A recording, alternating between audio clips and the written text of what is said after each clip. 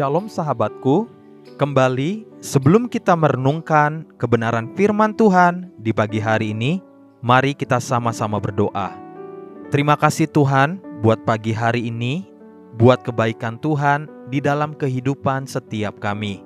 Sekarang kami ingin kembali untuk mendengar dan belajar tentang kebenaran firman-Mu. Mari Tuhan, terus tuntun, pimpin, dan ajar setiap kami lewat kebenaran firman yang akan kami dengar. Amin. Pagi hari ini, kita akan kembali merenungkan kebenaran firman-Nya dengan tema dipaksa namun tidak terpaksa. Mari kita buka Alkitab di dalam kitab Yehezkiel pasal 3 ayat 10 sampai ayat yang ke-15. Demikian firman Tuhan. Selanjutnya firman-Nya kepadaku, hai anak manusia, perhatikanlah segala perkataanku yang akan kufirmankan kepadamu, dan berikanlah telingamu kepadanya. Mari, pergilah dan temuilah orang-orang buangan teman sebangsamu.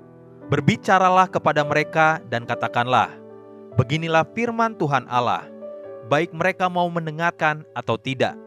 Maka roh itu mengangkat aku, dan aku mendengar di belakangku suatu suara gemuruh yang besar. Tatkala kemuliaan Allah naik ke atas dari tempatnya, yakni suara dari sayap-sayap makhluk-makhluk hidup yang menggesek satu sama lain. Dan di samping itu, suara gemertak dari roda-roda, suatu suara gemuruh yang besar. Dan roh itu mengangkat dan membawa aku, dan aku pergi dengan hati panas dan dengan perasaan pahit, karena kekuasaan Tuhan memaksa aku dengan sangat. Demikianlah, aku datang kepada orang-orang buangan yang tinggal di tepi sungai Kebar di Tel Abib, dan di sana aku duduk tertegun di tengah-tengah mereka selama 7 hari. Terkadang sulit untuk difahami bagaimana Tuhan menuntun bahkan sampai memaksa seseorang untuk melakukan dan menggenapi tujuan Tuhan di bumi melalui hidup orang tersebut. Pada saat-saat menjelang penyaliban Tuhan Yesus, ada seorang yang bernama Simon dari Kirene, yang secara pikiran manusia, dia berada di posisi yang salah pada waktu yang salah. Simon baru saja datang dari tempat asalnya, dan tiba persis hari itu, di jam di mana Yesus sedang mulai diarak-arak dengan dipaksa memikul salib. Markus pasal 15 ayat yang ke-21 berkata demikian. Pada waktu itu lewat seorang yang bernama Simon, orang Kirene, ayah Alexander dan Rufus, yang baru datang dari luar kota, dan orang itu mereka paksa untuk memikul salib Yesus. Bayangkan, seandainya kitalah yang menjadi Simon orang Kirene hari itu. Kita datang dari tempat asal kita, datang ke Yerusalem untuk beribadah kepada Tuhan di waktu hari raya Paskah atau Passover, datang untuk bersyukur dan untuk menyembah Tuhan dari rumah asalnya. Namun ketika baru saja memasuki kota Yerusalem, seorang prajurit Romawi mengulurkan pedangnya dan memaksanya untuk memikul salib yang tidak lagi kuat dipikul oleh Yesus orang Nazaret yang akan disalibkan itu. Dan Simon orang Kirene kemudian memikul salib Tuhan menggantikan pundak dan bahu Tuhan Yesus yang sudah terlalu lelah dan penuh luka cambuk. Yehezkiel mungkin merasakan hal yang hampir sama, namun dia tidak dipaksa oleh manusia, tapi oleh Tuhan sendiri. Dituliskan sendiri demikian. Yehezkiel pasal 3 ayat yang ke-14. Dan roh itu mengangkat dan membawa aku, dan aku pergi dengan hati panas dan dengan perasaan pahit, karena kekuasaan Tuhan memaksa aku dengan sangat. Paulus juga menggambarkan dirinya sebagai tawanan roh yang nasibnya tidak jauh berbeda.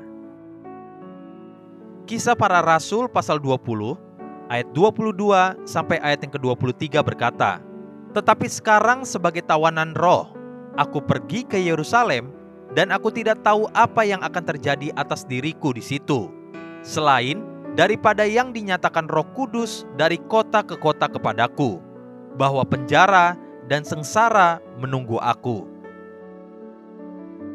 Jadi dia dituntun bahkan lebih tepatnya dipaksa ke Yerusalem untuk dipenjarakan dan disesah di sana. Jika kita mengingat dan membayangkan hidup hamba-hamba Tuhan itu, dapatkah dikatakan bahwa Tuhan itu adil? Di manakah hak bebas atau free will yang Tuhan berikan kepada semua manusia, namun seakan-akan hak itu dicabut dari orang-orang tadi? Apa artinya hidup yang seperti dipaksa oleh tangan Tuhan sendiri?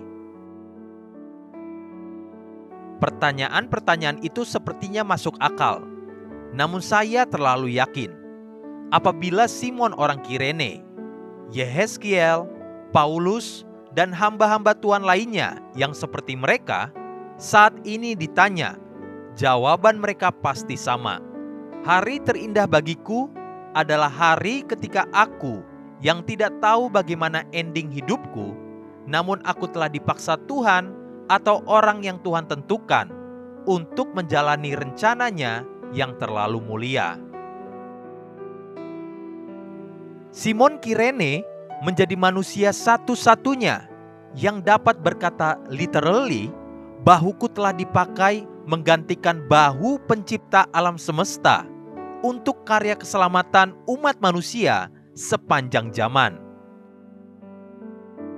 Paulus menjadi penulis kitab-kitab perjanjian baru terbanyak agar manusia mengenal Tuhan dengan benar.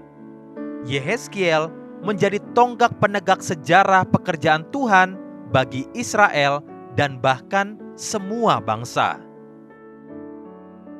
Masihkah kita mengeluh ketika kita dihimbau atau bahkan dipaksa melakukan firman-Nya? Haleluya. Sahabatku, mari kita sama-sama berdoa. Terima kasih ya Tuhan buat kebenaran firman-Mu yang sangat memberkati hidup kami. Mampukan setiap kami ya Tuhan untuk terus mengingat dan melakukan kebenaran firman-Mu. Kami tahu tidak mudah, tapi biar Roh-Mu yang terus memampukan setiap kami, agar setiap rencana-Mu di dalam hidup kami bisa tergenapi. Amin. Jesus loves you and so do I.